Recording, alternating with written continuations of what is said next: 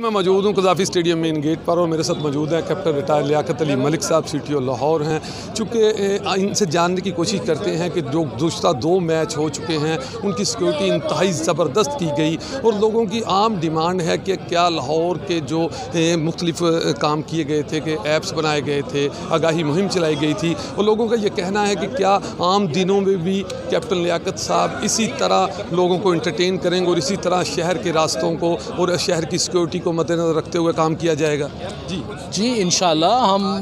हमने अल्लाह के फ़ज़ल से हमारे जो वार्डन्स हैं इन्होंने ईद हो, मुहर्रम हो, कोई भी त्यौहार हो, कोई प्रोटेस्ट हो, उनमें ट्रैफिक की रवानी में पूरी कोशिश इंशाल्लाह करते रहें और आइंदा भी हम इंशाल्लाह लाहौरियों को ये यकीन दिलाते हैं कि इंशाल्लाह हम उनकी आसानी के लिए बिल्कुल जो है ना भरपूर कोशिश करेंगे और कोई कसर उठा नहीं रखेंगे कि उनके लिए हम फैसिलिटेट करें और उनके लिए हम ट्रैफिक की बहाली को यकीनी बनाएं हर जगह। सर, आज का मैच किसको सपोर्ट करेंगे? पाकिस्तान को।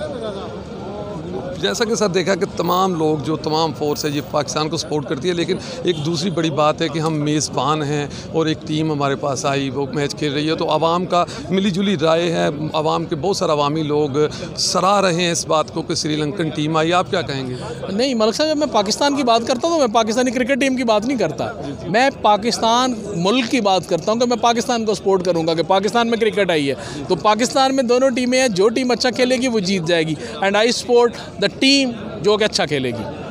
जी बिल्कुल, आपने अभी कैप्टन लियाकत साहब की राय जानी। इनका कहना है कि आम दिनों में पहले भी मुख्तलिफ